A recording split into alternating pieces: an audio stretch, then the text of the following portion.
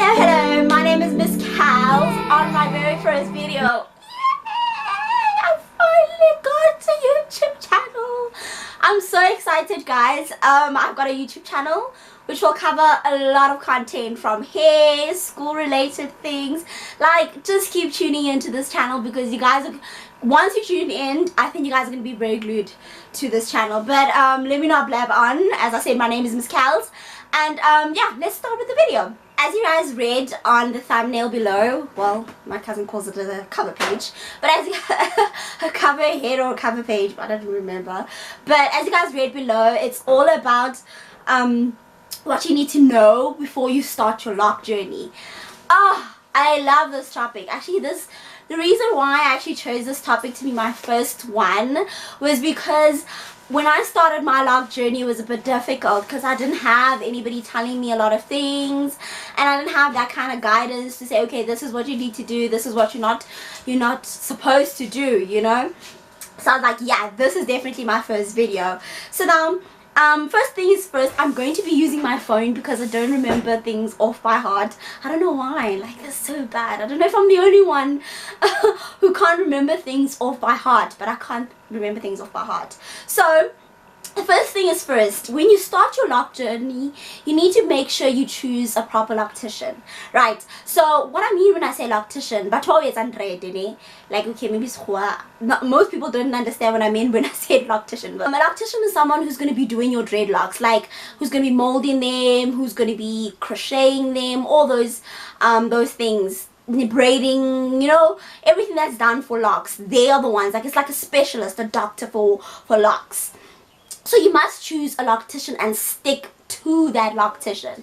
The reason why I said this, because when I started my dreadlocks, I went to several people. I started off by some guy in my street, and he started off my locks with a thread, which was not good. And then I started off going to what is this, a different dreadlock salon where they did my hair with molding gel, which was not that good. But I will speak about molding gel and the difference between crocheting and molding gel in a different video. I'm not going to focus on that today, but it's essentially important for you to choose who's going to be doing your hair. My loctician, I'm staying in the East London at the moment, but my loctician is in Free State, in Welkom, in a little small town. I don't know if you guys know it, but a small town in the Free State called Welkom. Like, even when my hair is disastrous in East London, like, I never ever go to those downtown guys. It's not, nothing's wrong with them, please don't get me wrong, nothing's wrong with them, right? But just make sure that you stick to them. If you choose one, stick to that person for your hair. The second thing that you need to always note is that when you start your lock journey, you need to make sure you know the sizes or the size of the locks that you want. When I started, I wasn't sure of the size I really wanted. I just told him that it needed to look really nice. So he went very thick. I'm not sure if I can show you guys. You see?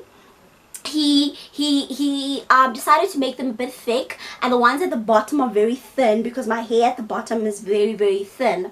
So he decided to make them thick.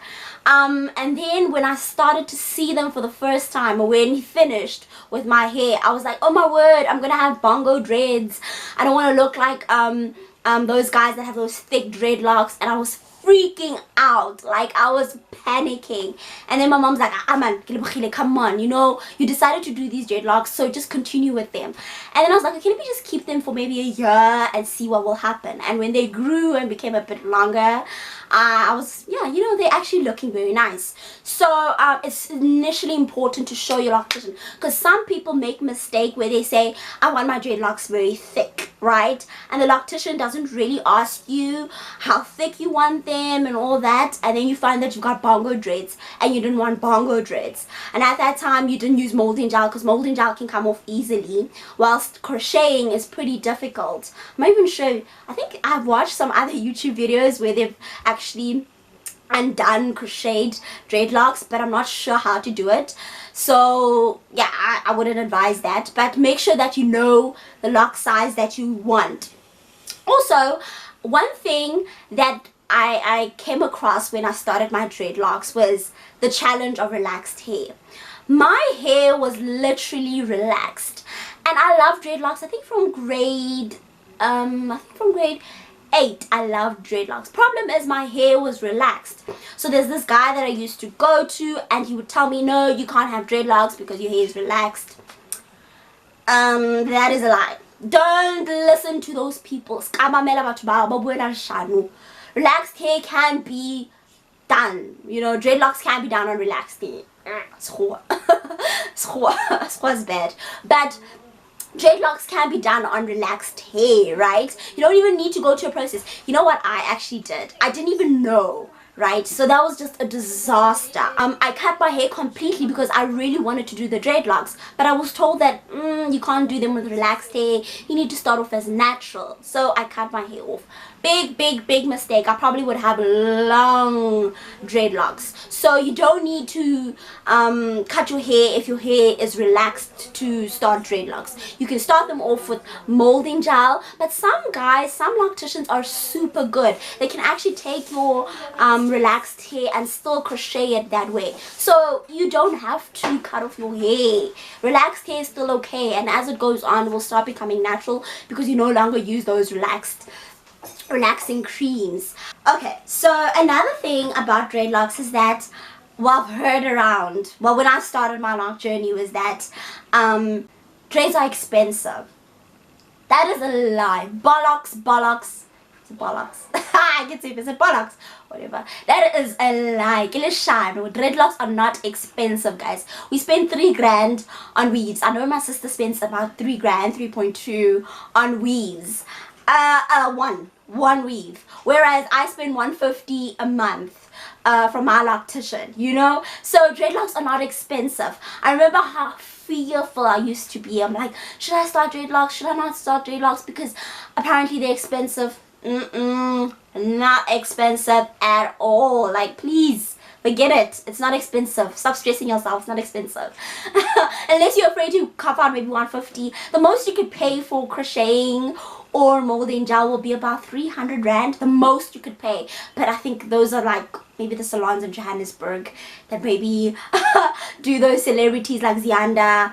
I think it's her name. Yeah, I think it's her. Hopefully I said her name right. So those expensive salons, and there are proper salons out here, apart from those expensive ones that actually do them for a reasonable price, like 250, 150, etc, etc.